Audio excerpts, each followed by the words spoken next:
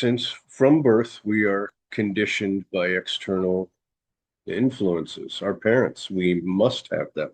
We survive only because of them. So they are our first point of giving all our power away. And we are conditioned with that, which is a survival mechanism. So that's a good thing. But then we go to the doctors and we go to the school and we give our power away to these people. And we go to the church and they get our power, and political leaders and all of that. And what a lot of it is taking the conditioning that they know what's best and kind of breaking all that down, destroying that, and just leaving you there with, in the moment, feels like nothing. You're just nothing. You aren't even in existence at that point. But it's, as you said, a necessary part of peeling all that off. Perhaps the most important part and least talked about, the integration period. This is when that new structure reforms. Integration, to me, simply put, would be kind to yourself. Go easy on yourself. Again, the early conditioning onward is grind it out, tough it out, work hard. And there's nothing wrong with that. There's a heck of a lot to be said for it. There's a lot of hard work that goes into this. Integration is making changes that are absolutely necessary. If you can't do the same old thing, you can't go to the same old places with the same old people. The integration is incredibly important, as important as the ceremonies themselves, because it's the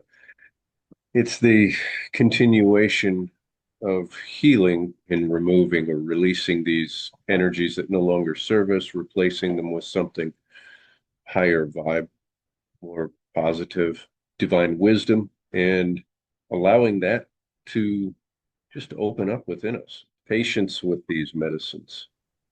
They're very powerful. They do some amazing things in seemingly miraculously short periods of time, but we still have to have patience with it because we still live here. We live in this linear world. We get to do some work in the non-linear world, but we ultimately have to come back here and bring that back here to make this a better place for ourselves, our family, community, everything. I think continuing that work for ourselves helps everybody else too. Welcome back to my podcast, Ayahuasca Avatars. And today I'm here with John Patton. He is a traditional curandero. And yeah, he's going to tell us about his journey and what his path entailed. And I'm super excited. We connected a while ago on the internet and we had a chat. And yeah, I really resonated with a lot of things that he said. So here we are to share some hidden gems and little wisdom bubbles with you guys. So I hope you enjoy. Stay with us and welcome, John. Thank you. Thanks, Nina. It's a pleasure to be here. Yeah, I Thank you think for having me. You are from the United States, right? Yes, Ohio Oh. originally. So I Hmm. guess that, everybody wants to know like how somebody from Ohio ends up being a traditional curandero in Peru. So like tell us a little bit, what brought you here and like how was your journey? Because I think you are really like a world bridger, and it's good to hear from people. I love hearing from indigenous people as well, but people who kind of have experience in both worlds that I think we can more connect to, especially people who are listening to this podcast. Yeah, yeah. Thank you. Yeah, I grew up in the Midwest in a suburb. Nothing in particularly different about anything. Had a few major events when I was very young, which were life altering. My father died suddenly when I was 5, and that laid in a certain track to my life at that time. Um, that came back later as a form of PTSD. I don't want to label certain things, but it was an unresolved issue because it had happened so early in my life, at the age of 5. But so I really was just going through life like anybody else. I ended up in finance and was in sales and then sales management. But all this time, there was something behind the scenes unraveling. So I was able to kind of maintain, but I certainly enjoyed alcohol as a crutch. It certainly seemed to temporarily lift the weight for a while. And then the kind of symptoms of PTSD were coming up more often and more intensely. And I at first went to a Western doctor, and she was lovely. She did a very professional job, but on the way out, last thing she wrote was prescriptions for antidepressants. And I knew I wasn't depressed, so I didn't use those and I didn't go back to her. And it was sometime after this that I read an article in what was then National Geographic Adventure magazine. It's a famous article by now called To Hell and Back. It's not online under the magazine anymore, but it can be found on the author's website. Um, so I read this just one Saturday morning with a pot of coffee, and I saw the yellow border, the outline of the National Geographic, and went straight for that. That was much more enticing than everything else in the pile of junk from the post office. Um, and I read the article. About halfway through, I was completely broken down, just sobbing. And I didn't know why. I didn't connect it to my seeking help for this issue or anything. And I just was having this experience. I pulled myself together. I finished the article. It was a woman who is a professional writer. She's a published author. She has written articles before as a freelance writer for National Geographic. And so this was her, if I remember correctly, her daytimer, her diary entries. And for a professional writer in her personal agenda, in her personal diary, was some spectacular writing, and it really impacted me. It took a while, but years later, I could see in hindsight that was my actual first experience with ayahuasca, and it created a purge. Now, the long story short, through that day, by that afternoon, I was already set and prepared to go into the office on Monday. This was on a Saturday, and if I had to quit my career in order to go on the next tour. And there was a evolution of process over 4 or 5 hours that was kind of interesting about that, but that's a longer piece. Um, and that led me to being in Peru for the first time 3 weeks after I initially read the article. And even then, I wasn't connecting it to the traumas or the PTSD or any of this. I just knew something called deep inside me that I had to have this experience. I certainly have always had a bit of a sense of adventure. So traveling to a city in the Amazon that you can only get to by plane or by boat was pretty adventurous. And then working with this medicine that I knew nothing about. But I think for me, it was a good way to come to the medicine. No expectations, no stories ahead of time. Totally. Like, I think, that often people imagine that people like it's just easy to completely give up everything that you ever knew and take a leap of faith and leave behind your known world and go into the jungle or something. So I would love if you could talk into like that. It doesn't mean that we don't have fear or doubts or Oh concerns, yeah. but there is some kind of like, I don't know, courage, calling, strength, or whatever that is maybe a tiny bit stronger, just a little tiny bit than all those fears and doubts and voices that tell you that you are absolutely nuts and crazy and what are you doing with your life. So how was your experience with that? Smoother than that, thank goodness. I had come down, yeah, first time early 2006, and over the next 2 years, I had come down a couple more times, and I had I heard the call to do more with this medicine instantly in my first time down, or that I could even think I could do this. And I thought, well, that's nonsense. I'm just this guy from from Ohio working at a bank, blah blah blah. And I kind of put it off, thinking, well, everybody that has this expanded experience uh, must have that egoic calling too. And I thought everybody had it, and I just blew it off. And I blew it off the second time I came down and heard it.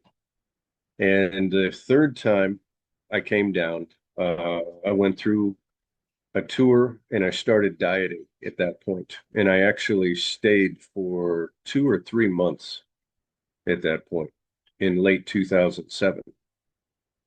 And then, during that period, uh, I gave up my career, which was a big leap, which was a very interesting experience. I was in town between diets and realized I either had to go back now and finish tying off some loose ends with them, or just quit from Iquitos, Peru. And I realized I just had to quit from Iquitos, Peru, and not go back. It was in the mortgage business, and this was late 2007, so everything was going away and closing anyway. Wasn't like I gave up on a career that could have lasted for the next 20 years. But finance in general, I had been in for almost 20 years 15 years at that point. Um, yeah, so I quit, and then I ended up coming back to the States, trying to get back into the main kind of normal life again, working, doing some consulting work, and it was just really, really heavy. The person I was with at the time, my partner, she's amazing. One day she sat me down and said, you're not present in this relationship. You're not the happy person you used to be. And she asked me the question, if you could do anything at all, what would it be? And I just blurted out, I'd move to Iquitos. It wasn't I'd work in medicine or I'd learn anything or I'd do this or that. It was just I would move to Iquitos. And she said, well, you have to do that then. And I instantly, or very quickly after, felt an enormous weight lift off of me, which was just such a clear sign that, yeah, here you go. Now you're getting back on course. You feel it. And so I reached out to the center that I had done work with, and within a day or two, uh, they got back to me and said, yeah, that we'd love to have you come on down. It honestly, I can't remember it being all that difficult. It just felt like the most important Mhm. next thing I needed to do. So it was, so to speak, in flow, Mhm. definitely. That calling, I mean, because to do this kind of change in your life, this is a fundamental change. You have to have like a very strong conviction or calling or feeling that, okay, this is what I meant to do. And I went through like similar experience, like moving away from my country, going into they were just so different, from where I grew up, all the conditioning that I received. But I had similar experience what you described, that even though of all of these things, I still felt that this is the most important thing. I don't know why. I don't know I have to go there. I don't know why I have to do this, but I just have to do this. And if I don't do it, I'm gonna regret it. My whole life. I'm gonna be questioning it my whole life. So yeah, definitely I can testify to that feeling. But at the same time, I think people glamorize a little bit this thing and imagine, oh, it is so nice. And then you are just Mm. one with nature and God, and you go to a ceremony and get all these downloads and talk to Jesus and stuff like that. And certainly for me, that wasn't like that at the beginning. No. Actually, my ceremonies was so hard and so dark, that I'm even surprised today that I kept going because like it wasn't easy, it wasn't something magnificent. So how was your first encounters, with the medicine and the Oh, first couple of experiences in the ceremony space? well, I was as we say, top end purger, and it came out, and I purged pretty much every ceremony for the first 100 or so, and then it kind of took on a different characteristic after that, the cleansing. It just kept going deeper, but as I've seen, it's different when you're drinking ayahuasca and training or learning medicine than straightening out. It is going to do the same. It is going to straighten out that crossed energy. It's going to resolve those unresolved issues. It has to. So I was with this center and these teachers for almost 2 years. And then after that, it was for me to go out on my own and figure it out for myself. And that led me back to the United States for 5.5 years, where I was not guiding. I wasn't ready to guide. So, but I was drinking in a few different circles up there. And I got to see the ins and outs of a different way of practicing. So I was really lucky that when I went back to the States, I thought it was over.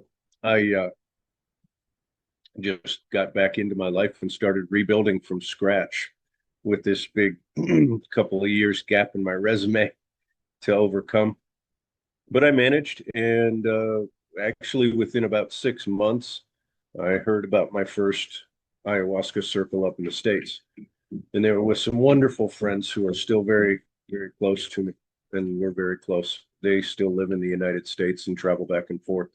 I think a lot of people do this kind of back and forth. Like it's not like a straight path that you go to the ceremony and you clearly are told this is your destiny, this No. is your path, these are the steps that you need to take. It's I know that many people imagine it like that, but it's totally not like that. It's kind of like a trial and error, right? You trying to figure out, where to go, what to do, how this all gonna come together. What I'm really curious about is when I work with people and I ask them what are their fears before going into the ceremony, especially with first timers, like the number one or number two fear for most people is like going crazy and losing their mind, right? Mm. And I certainly went through this kind of experience that I don't know how it's called in a spiritual way, maybe dissolution of identity or something, but we are product of our conditioning. We come from a society, a family, religion, and we are completely programmed to have a certain perspective, right, in life and to whatever we encounter, we can place it in that framework that we have in our mind, what is good, what is bad, how to live, what to do, not to do, all these kind of things. And for me, when I started working with this plant, right, that expands awareness, suddenly I started to see things from a completely different perspective. And after a while, I got into a point when like literally everything was questioned, that I accepted as truth, I accepted as like a valid reference point before. It was just a big question mark, instead Yeah. of that. And it was a very disorienting feeling and scary at one point, I have to say. I consider that maybe I'm gonna end up in some mental hospital. This is what it means, is to go crazy, that I'm like really losing it. I'm like, you are in that like in between, that there's like the old reference points are not there anymore and the new ones are kind of still not solidified or anchored in a good way. And this can be like a challenging experience, but also it's in a way it's a necessary experience to go beyond that little box that we were put in. Like can you share a little bit about that? It is. Well, since from birth, we are conditioned by external influences. Our parents, we must have them. We survive only because of them. So they are our first point of giving all our power away. And we are conditioned with that, which is a survival mechanism. So that's a good thing. But then we go to the doctors and we go to the school and we give our power away to these people. And we go to the church and they get our power and political leaders and all of that. And what a lot of it is taking the conditioning that they know what's best and kind of breaking all that down, destroying that, and just leaving you there with, in the moment, feels like nothing. You're just nothing. You aren't even in existence at that point. But it's, as you said, a necessary part of peeling all that off. We often described it as an energetic structure within the person. And we all have one. We're born with one, and then it is adjusted by experiences throughout our life.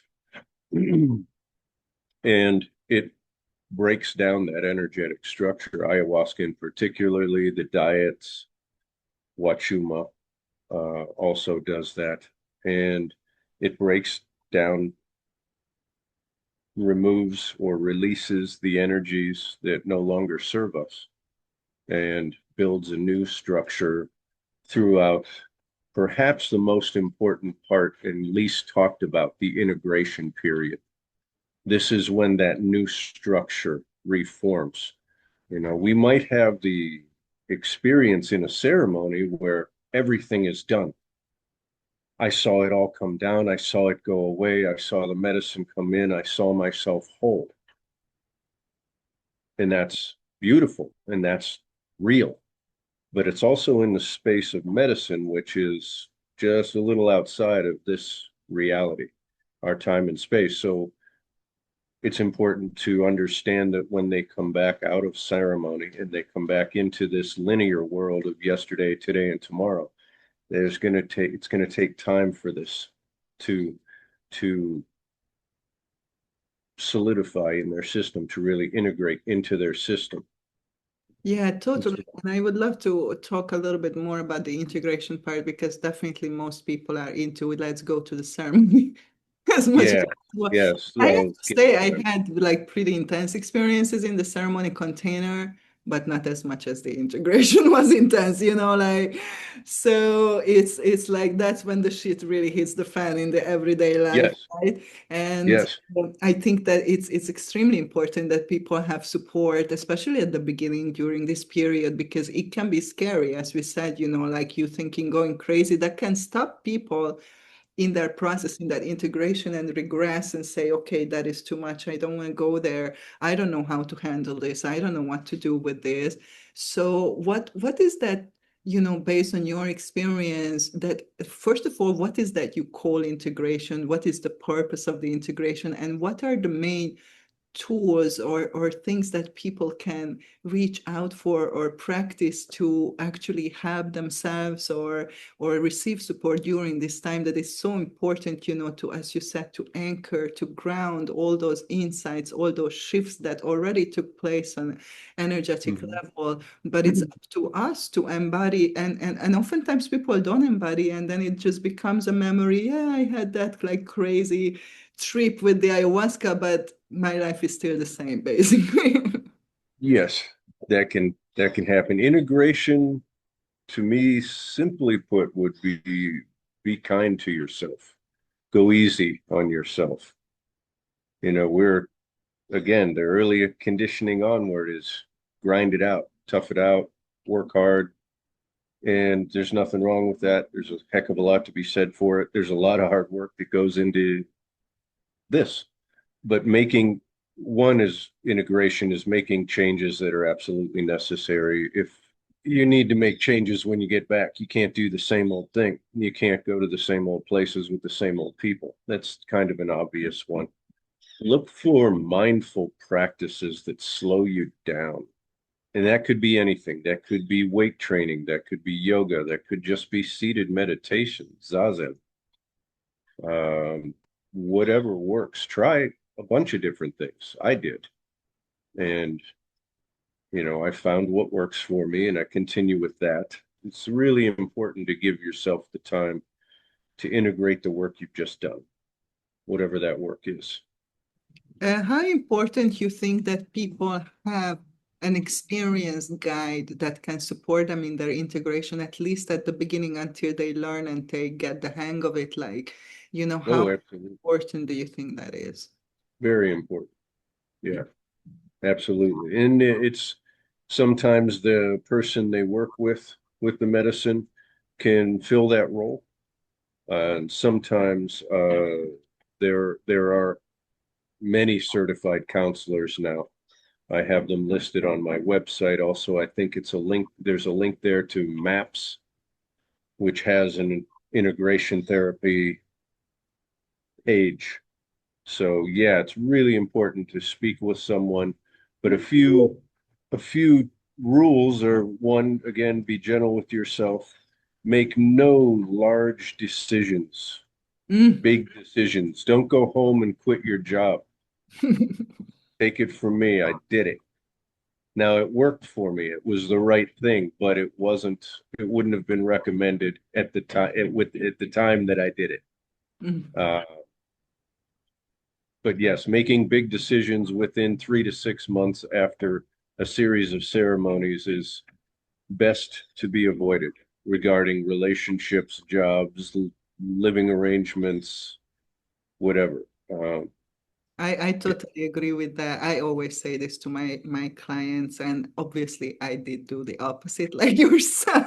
Oh yeah, yeah. But You I mean, know, I will sometimes it be the doesn't. first to admit I also broke that Yeah, suggestion. but there is also exemptions, right? If somebody is in an abusive relationship, toxic, whatever, and they recognize Yeah, that yeah, they're yeah. not gonna wait 6 months to leave, an abuser or something. So of course Absolutely. nothing is black and white. Back, to having like an integration therapist, and if people have a chance to work with the person who is helping them in the ceremony space, I think that is great. Sometimes people have separate integration coaches or therapists, to help them after, Hmm. outside of the container. I would like to talk about that a little bit because now this is so many trainings, for this. And now this is the new hype. Like it was like yoga teacher like 20 years ago, everybody's yoga teacher. Now everybody is psychedelic integration coach. So Yeah. yeah, I just want to talk into it a little bit. I think for me, the first and most important thing is that that person who you go to has personal experience. And I don't mean one, I've been to one ceremony, but years Yes.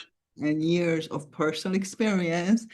And that person is specializing in the medicine that you're working with. Because I noticed that a lot of programs is like all psychedelics.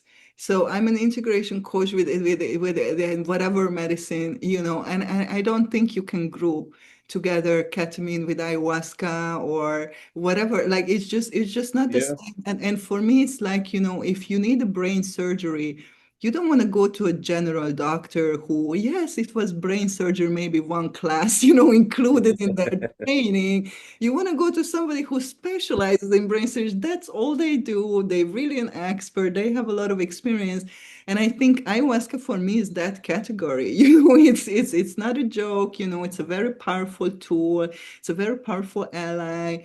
And I think it's extremely important that people choose integration coaches or therapists who have that personal experience on a very deep level and who have adequate training, because that's the other thing, that there's a lot of people, just because they drank a bunch of medicine, they think, okay, now I can help other people to integrate the experience. And I think so, to a certain extent that can be true, but also you need training in, trauma healing, like emotional healing. Like you need to have tools, to help people, especially in a crisis situation when they experience, intensity, emotional flooding, state of shock, memories, recovered, of horrible things. Like so for me, that would be just like personal experience, being specialized in one one or two medicines and not having a card that says, hey, I'm ketamine, ayahuasca, MDMA,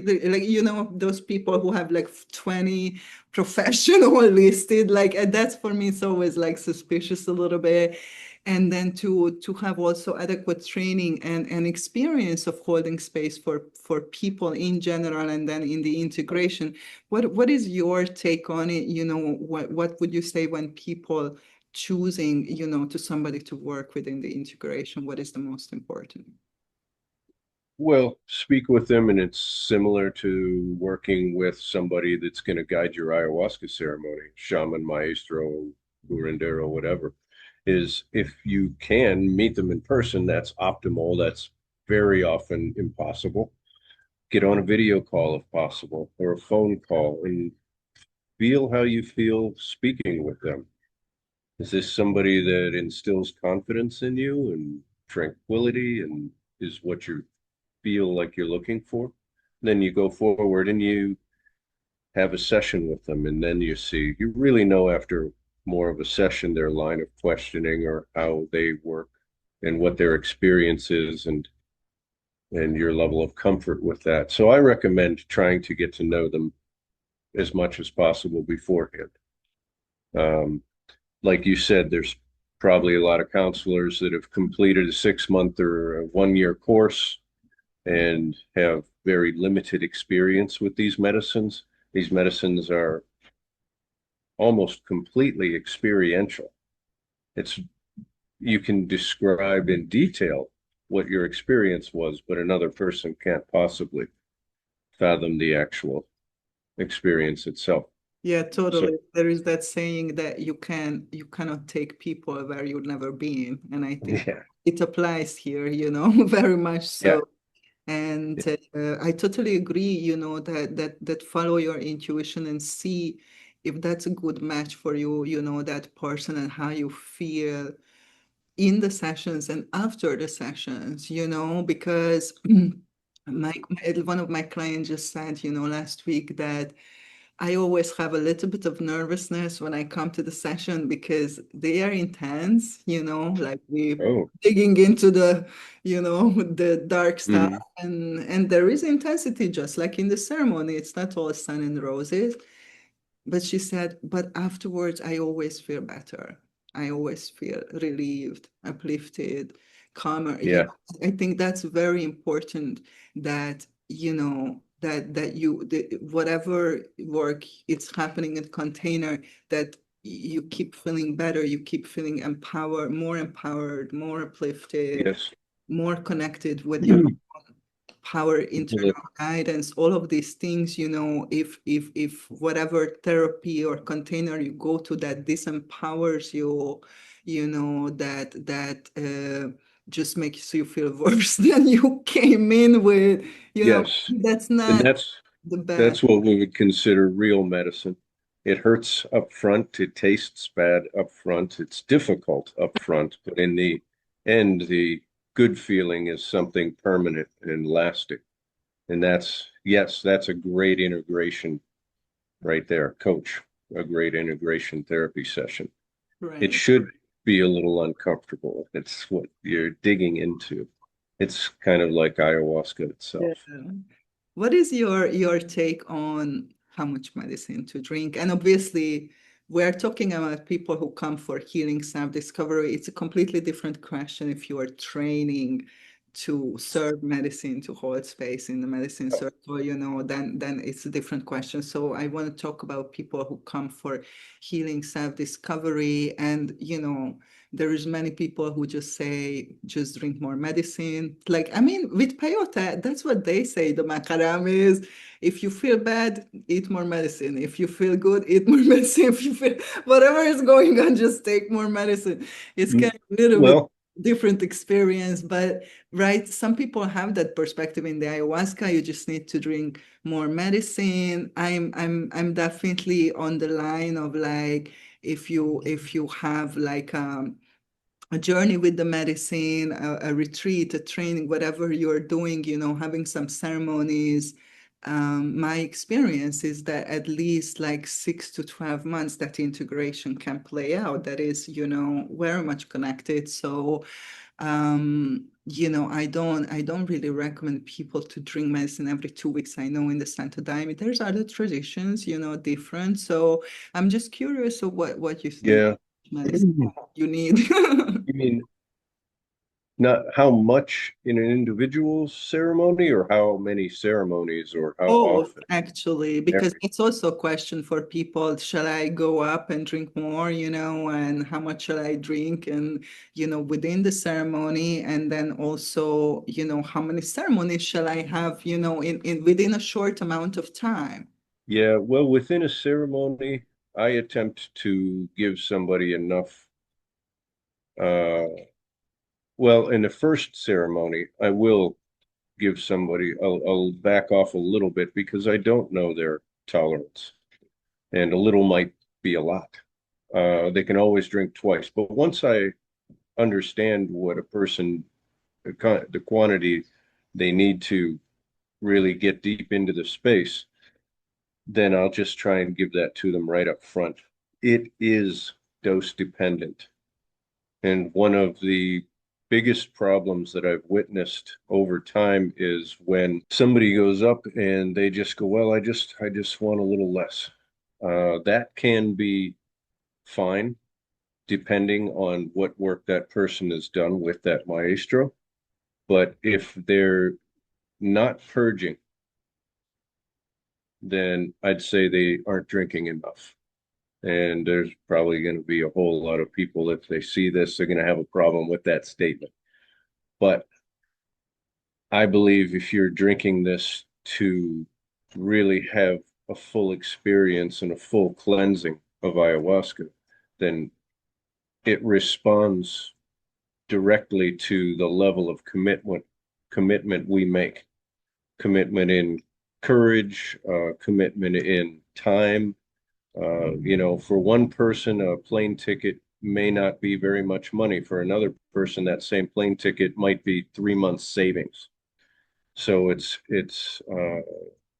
coming all the way down here. It's a huge commitment, and they're really stepping up for their own healing. I would say they, if you a treatment is 3 to 5 ceremonies, I would say if just like you said, 6 to 12 months afterwards is going to be the strongest part of the integration. I used to literally feel a shift right at the 6 month mark after my first 2 or 3 times down here. Then I was in training and we were having ceremonies so often that you weren't as aware of those things. It was kind of an ongoing process. Yeah, totally. No, I agree. I experienced something tiny bit different that, the more time passed, the more I work with the medicine, I seem to need less to Oh have yeah, connect, yeah. The So is there reverse something tolerance is that real. happens? Yeah. Yeah, absolutely. Reverse tolerance is real over time. Certainly. Right. Yes, I drink a very tiny amount compared to when I began. Mhm. Sure. Right. Maybe Um, that's but because even then, there's a lot of stuff you have to work through, break through, and you need that kind of power you and need the force. more Yes. clear the vessel is, like the less you need to connect, right?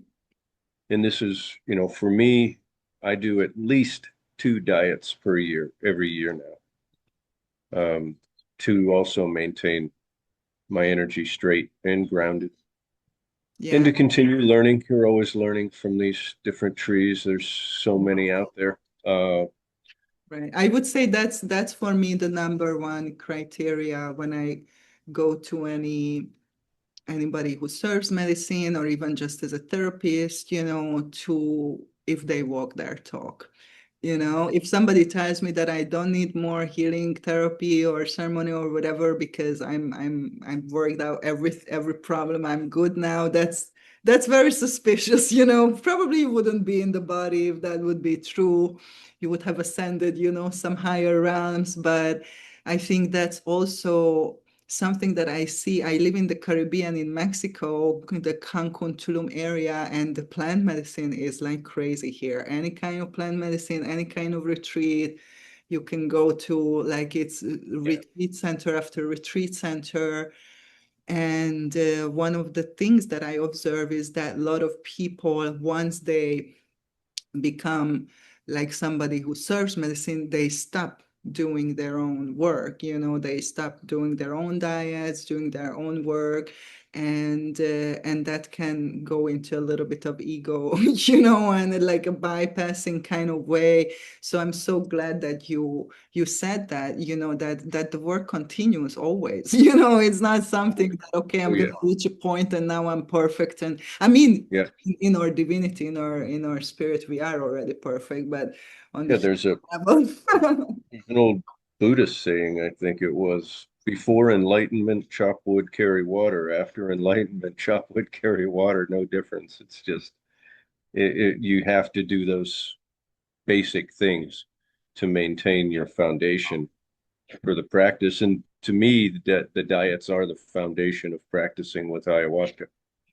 And do you have Uh, like an in-person teacher kind of that you or you just do it on your own and you learn through the I plant? do all of those on my own now. Yeah, I certainly started dieting with the teachers I had up in Iquitos, Right. and and that's how you learn.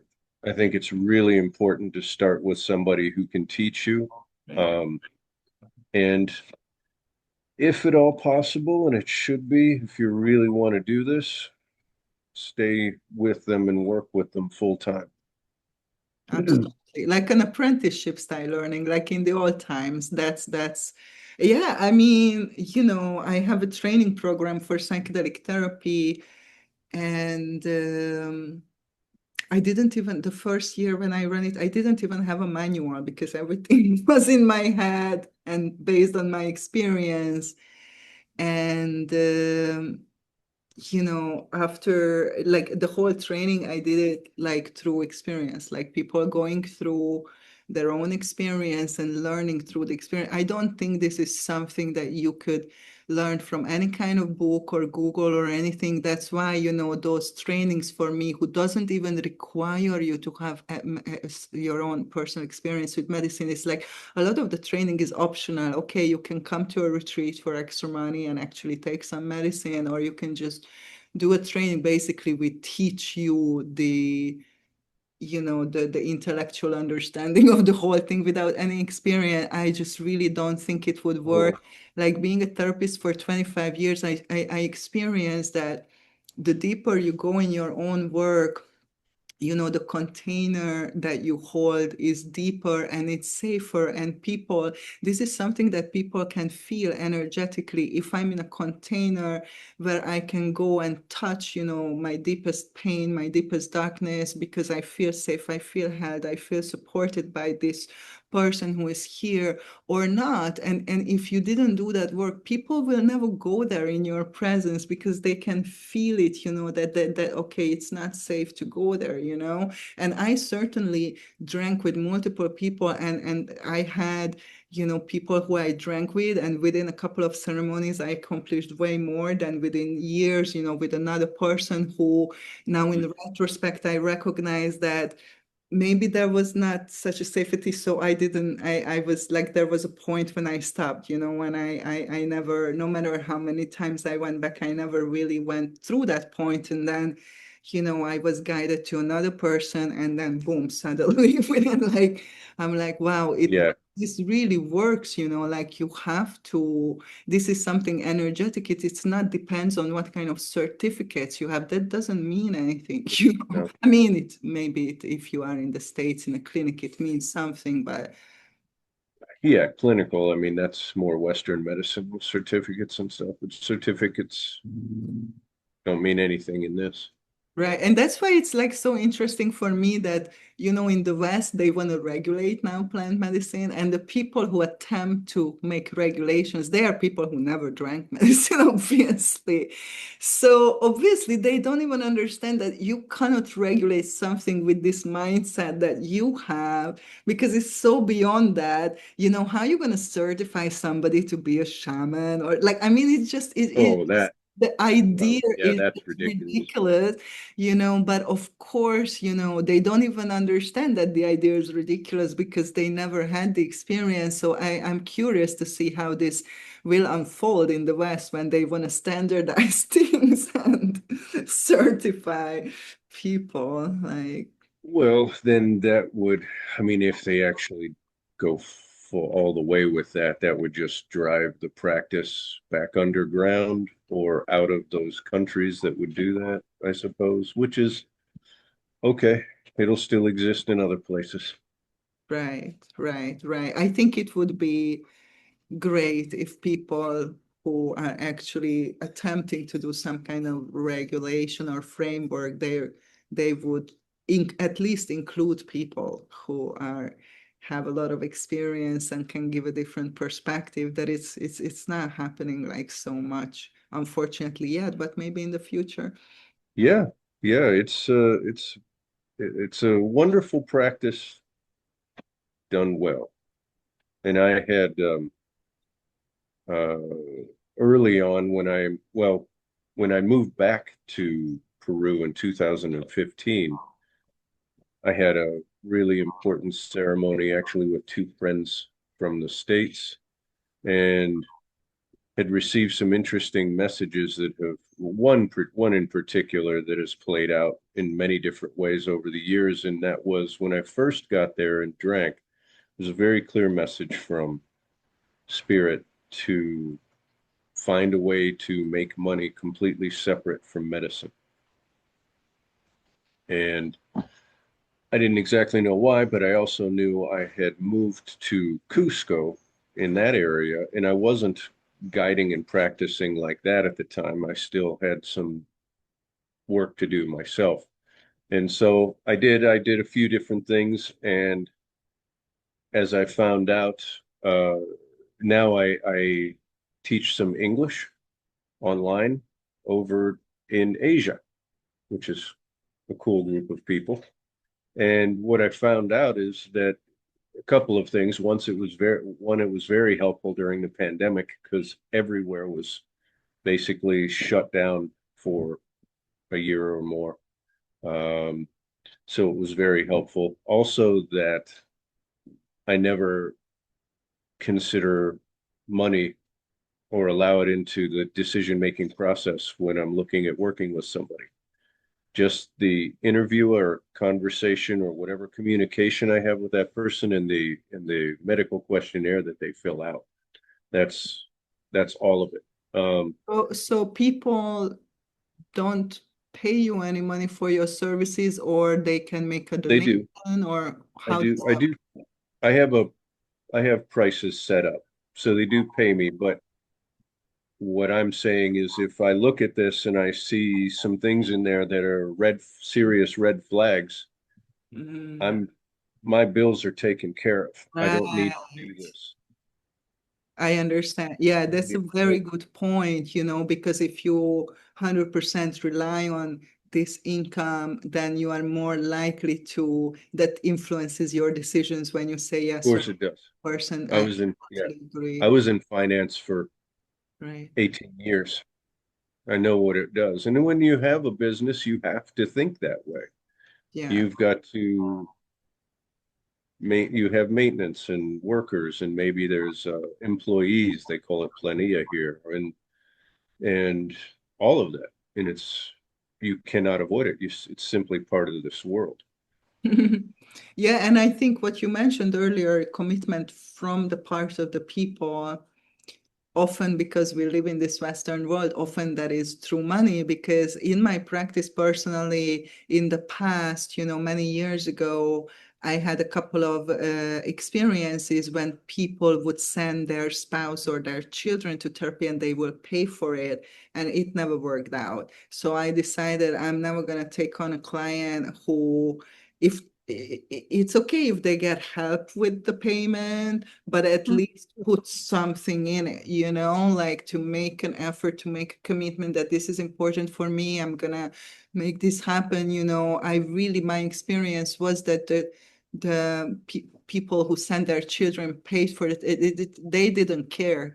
I mean, the children, they never, they didn't show up. They didn't do the work. They were just like, okay, whatever. Like, it's not Yeah, my decision. This is something I'm pushed into. Somebody is paying for it. So yeah, I think from that perspective as well, is important that there is some kind of energy exchange that can be money, that can be other things as well.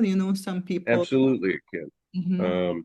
But what moves, doing, I pay my rent in cash, so I need to get cash coming in the other way, something to balance that out. But So before I finish, I would love to circle back to what we talked about, this complete change of perspective that I love to measure, with my clients when they come to the program. I ask them to list their first five, the biggest values, their ethics, like what is the most important, what do they live by, and people often say very similar things, what's important for them to be successful, to be a provider, to have financial stability, to have good relationships, whatever, health. And then at the end of the program, we go through the same question and it's like completely different. I'm not gonna sure. start the general because I'm curious if you remember, I'm sure you recall, how did your value system change, and what would you say the most important things for you now in like your guiding lines, that okay, this is what I live by? Now I value relationships much more than say money. Um, Working in finance gave me the opportunity to make a pretty good income and see that that didn't make me any happier to make X or 3X was the same. And I wanted something else for myself. I wanted something deeper. The one thing I have definitely learned is patience. Patience, because it was 10 or 11 years before I even held my first ceremony. And it's just a matter of never plan when for somebody going through their own evolution, training, whatever. Oftentimes, people will stay with a maestro until they are done, whatever that means, level of maestro, whatever they consider in that lineage to be at that level. Um, my way was different. It was just I was meant to finish this on my own, not completely on my own. I have very good friends that do assist for sure. We've got a great community here, and other people in other areas of Peru that I can count on if I need to talk. Like what you said, I really resonate with, the relationships, and obviously it starts with our relationship with ourselves, right?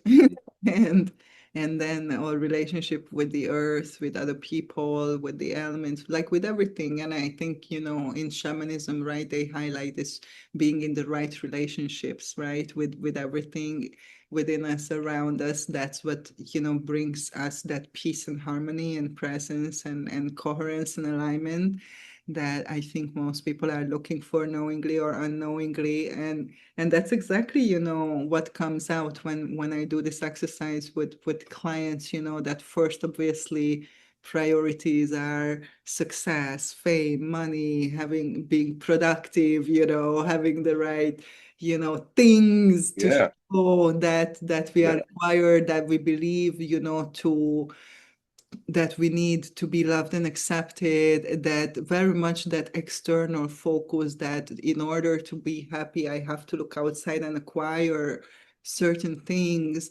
And yeah. and right when it shifts, after these types of journeys and experiences, like most of my clients put first and second place, like self-love, self-acceptance, and self-discovery, doing your inner work, love yourself, accept yourself. Obviously, when you do that, you automatically accepting of other people. Like, it's Mm-hmm.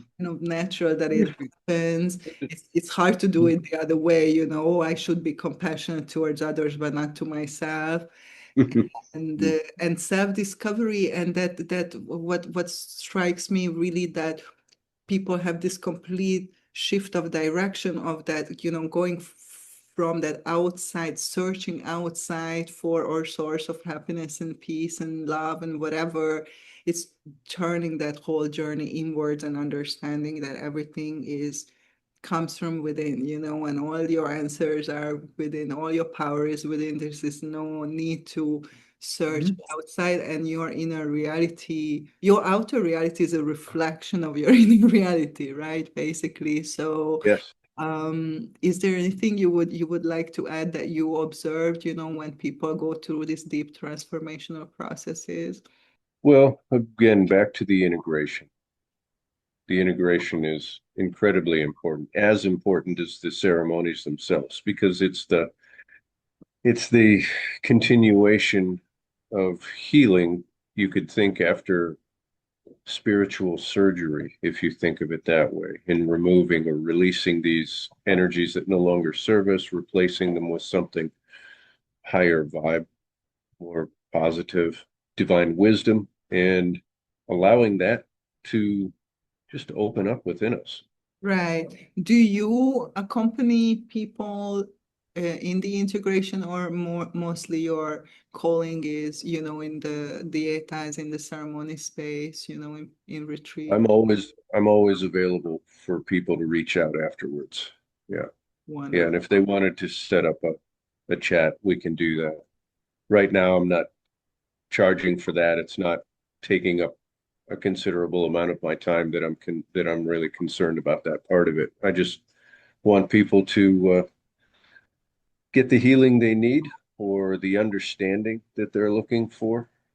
Um, it's a lot like you've probably experienced peeling back an onion, and you're getting rid of this piece of conditioning and this strange, unreal belief and this one, and then you uncover the truth underneath it all, which is in there. It's in there. Yeah, yeah, and it is a process, and I fear that especially people from the West, that we're so programmed by the media to look for a quick fix, and we are programmed to believe that there is a quick fix, there is a shortcut, there is some kind of magic pill. Yeah. Maybe it was yoga, and I was ayahuasca, and I was bufo, whatever. Like, so, and my experience is that there is no magic pill. You are the magic pill, basically. Yes. And to change your life completely when you are in deep suffering, it's going to take some time, and when people, come to a consultation, and I tell them about the program, and the program is 15 months long, and they are like, oh my God, can I just do 6 months? And I'm like, you suffered for 40 years, 50 years, you repeated the same pattern for a long time, and probably even before that, your whole family lineage repeated the same thing. So, like, what is that you are expecting, that you come and have 3 sessions, and it's all gonna be gone? So I'm like, I'm gonna wave some magic I mean, I would be a billionaire, no, if I could do that, probably, but I can't. And then also we carry so much. I was just talking about this with a friend yesterday, that I think really our generation is the first generation who does some therapy, self-discovery, and it's not labeled so negatively anymore. Like, even my own father believes that only crazy people go to a psychologist, like Yeah, it that's war. And then my grandparents, they lived in the war. Like, there was no like, hey, I need some like, so it's really like there is a lot that we carry through history, through our lineage, and we are just starting to open those boxes and deal with it, and I think there is a lot of work to be done, and it will take some time, and it's possible to change, because I experienced huge changes in my life, but it wasn't, like this from one moment to another, and there was serious work went into it, and there are things that I'm still working on, after 25 years in therapy, 15 with plant medicine, like, and it's still, it's not uprooted. It's still, I'm keep, some repetition show up. So it's a lot, and I think it's a little bit wishful thinking to believe that, oh, you can just take something, some plant, or do something like a workshop or whatever, and it's all gonna go away. yeah. No, there's no steps skipped Right. in healing. Now, something like plant medicine may be able to facilitate it in shining a light on the areas that must be addressed. But it's up to us to change our behaviors in whatever way necessary to keep those spirits out. Mm. If we go back to the same old thing, we'll just get the same old thing. Those spirits can come right back into us, regardless of the amount of ayahuasca we drink. Absolutely. So there is the after, and it requires work on our part. Yeah. So, Yeah, the you medicine know, is really expands awareness. As you said, it's making the unconscious conscious because that's where the root of the problem is. That's why we keep repeating things because we are not aware. So awareness is definitely key, it's first step, but awareness doesn't translate automatically into behavior, that you need to put some effort in that to make that behavior. right. I think a lot of people I know I shouldn't do this, but I'm still doing it, breaking those old And there's just, and that's fine. It's just not patterns. time for them. Yeah. Yeah, Yeah. You can't force the issue. There are, like I said, no steps skipped in our healing. right. It, Like I had this personal experience that, like when I was in my 20s, I was feeling that I have some blind spot that I'm circling around, and I went to everybody, psychics, tarot card readers. Like, I mean, I spent so much money, like to tell me what's going on, tell me. yeah. And then later, with the medicine, and it was like, I don't know, 6 years with the medicine, then, I have these memories coming back that was suppressed into amnesia, some like serious childhood trauma that I went through. And I was thinking, wow, that's so interesting that on some level I felt I knew that there is something and I wanted to know, and I made multiple efforts to force it, to find it out, to get that information, and I couldn't. And no healer, no psychic, no tarot reader, even the medicine the first couple of years never showed me anything about that, like never, and then at one point it was boom, it just like came out. And in retrospect I understand that it was for my protection, Mm. it's a protective mechanism, like to wait until, okay, I'm ready to face this, like I'm ready to go there, I'm ready to open this box and do something with it and not be re-traumatized by. And that's why, like in therapy, I never force anybody to go into trauma, unless they bringing it up, they bringing it into the container, like naturally, then we address it, we look into it. But when I know that somebody had serious trauma or abuse or whatever, I never push or force them to deal with it, until they naturally get there, that okay, I think I'm ready to look at this or something. Because I think it's very important, and it was interesting for me to see that not even the medicine showed me this. It's I just wasn't ready, and once I had the experience, it was very difficult, to go through it, but I had complete faith and trust in myself that I can navigate it, that I'm going to be fine, that this is a moment of liberation for me. And even though there was a lot of intensity, but I had this strength, this guidance from the inside that helped me to go through that experience. And I think 10 years earlier, I definitely didn't have that. Yeah. So, yeah. Yeah. It's a process. Yeah. There's a lot of things that you come around to also a second time, and you're like, I kind of thought I dealt with that. And then it's just a new level of the same thing. And Right. Right. I read back like my journals from like many years ago, I think when I was in Peru, and I was like, oh my God, it's the same thing. It's the same thing I'm working on now, obviously, like a different level. But there were, oh, this was the information I received through message. And like, I remember things that the medicine kept telling me ceremony after ceremony. One of that thing was that everything is your choice. You Mhm. choose everything, everything is your choice, and you can choose something different if you don't like your experience.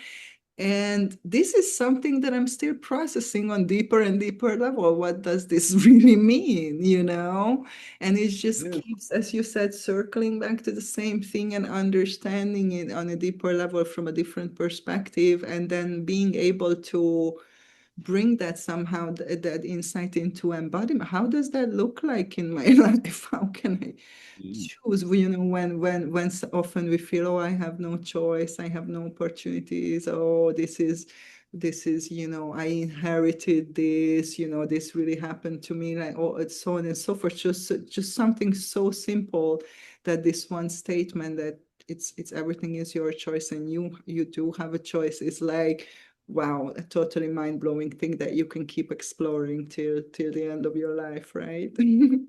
Yes. Yes. Yeah. And when I do my own work in my diets, for instance, um, well, we were talking about purging physically and amounts. When somebody is guiding a ceremony, they're drinking a very small amount, just enough to connect to the space and do the work they need to do. For instance, when I'm dieting on my own, I also drink ayahuasca during my diets towards the end, and I drink of a large amount, that much more than I would ever drink guiding, because I want to go deeper and get that cleansing of whatever may need to come out. And that's a really, well, it's not an easy thing to do, but it's really important.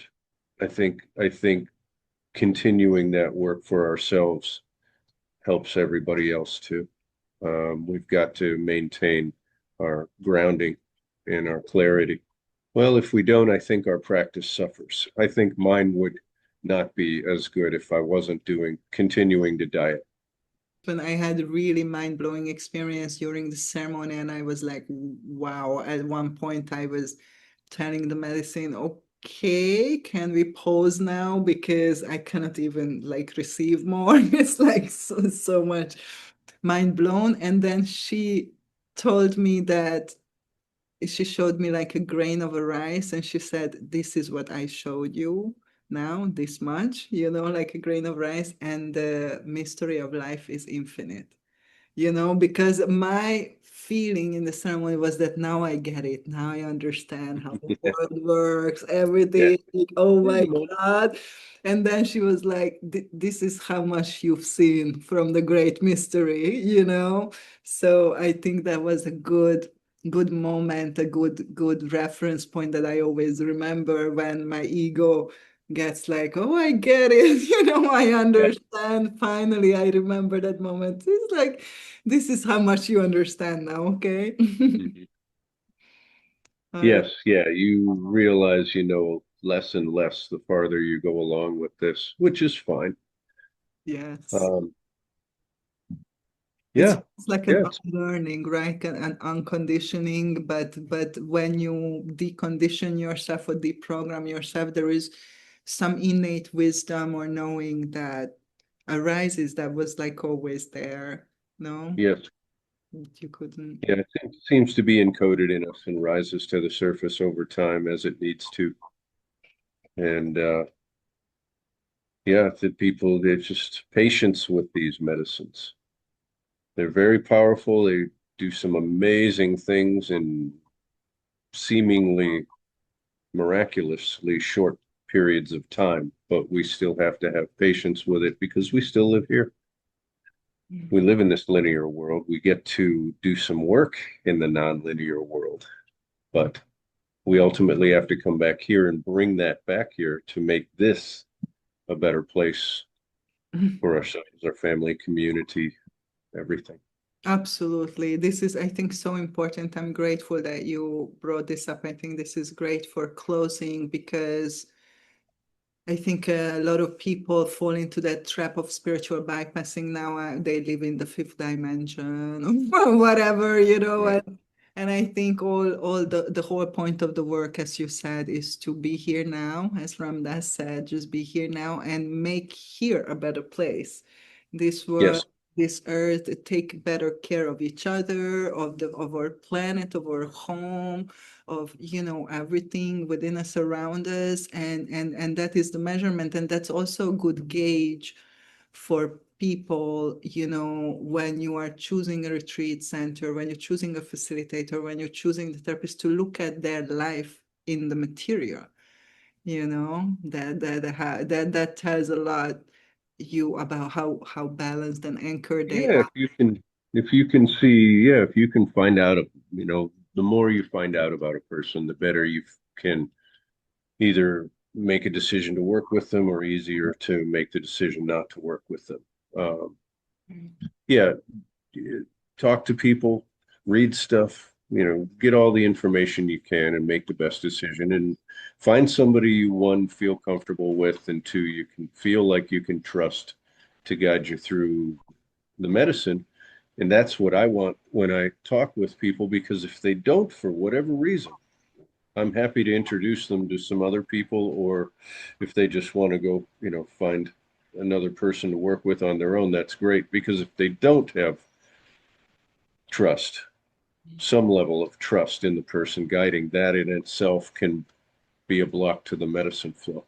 Absolutely. And that doesn't even necessarily mean that the practitioner is not good or not No, prepared, because it can be no, simply can be for a woman is like, hey, I cannot work with a man. I want a woman to guide yes, me, vice versa. It can be very gender specific, be it trauma specific, who people yeah, are comfortable with, to be in the same space, to be guided by. So it's not necessarily a judgment, but as you said, people have to trust their inner knowing and intuition. And even if they think, oh, this person is properly trained, prepared, I should choose this person because it ticks every boxes mentally, but I don't feel, I feel anxiety, I feel whatever, then they have to honor that and find somebody, because that's extremely important, that people can relax in the container and can be open and vulnerable in order to access, parts of them that they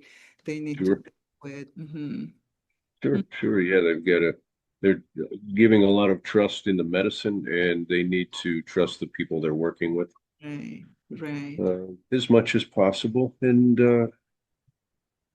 it sets you up for the best experience to go as deep as possible. Well, And don't be afraid to drink a little more. yes. I It always say won't to my clients, if you are asking yourself in the ceremony, shall I drink more or shall I not? Then drink more. That's Because a yes. you had enough, you don't even like Yeah. register Yeah. that there was another serving, When it's, you are like, yeah, usually when it's a no, you either are not conscious of a no or an yeah. answer, or it's real clear that you've got enough in you to do the work you need to do that evening. Yeah, I Yes. agree. I agree. Well, there's so much that I still wanted to talk about, but I think we're gonna wrap it up for this episode, and hopefully I can make you maybe in the future to come for another conversation. Is there anything you want to share before you go, or if you want to share where people can connect with you, if people feel, particularly drawn to you and Well, thank you. No, well, thank you for the opportunity. This is the first time I've done a podcast type interview, so this was really fun. I enjoy it. To contact me, my website is just simply johnpattoncurandero.com, or I'm on Facebook under my name. I'm on Instagram too, but I rarely go on there. yes, we're gonna put in the description your website so people can just simply click on the link and look you up and connect with you. And yeah, if you feel the calling, connect with John. If you need, integration support, connect with me. If you feel drawn to me, like I'm happy to support you as well in the integration container that actually starts before. So I work normally with people before the ceremony to help them to prepare in a good way, respond Mhm. to way and then after, but I don't serve the medicine. So that's something that, is being outsourced to trusted people. And yeah, thank you so much for coming. I really appreciate. I know you thought about it. You were not sure at the beginning if this is a good idea. I'm really happy with what we shared. I think it's important that we keep sharing, our experience or truth, and people have information available, because I know that when I started, there was nothing on the internet, there was nothing. And people, I think it's important that people are educated so they can make the best decision for themselves, when it comes Yeah. to medicine. So I appreciate that you came and shared with us today. Thank you so much, John, for coming. Thank you very much. I appreciate it. This was fun. It was good speaking with you. Thank you. And for you guys, leave us a comment. How did you like this episode, or a question if you have? Connect with us and stay tuned for the next episode.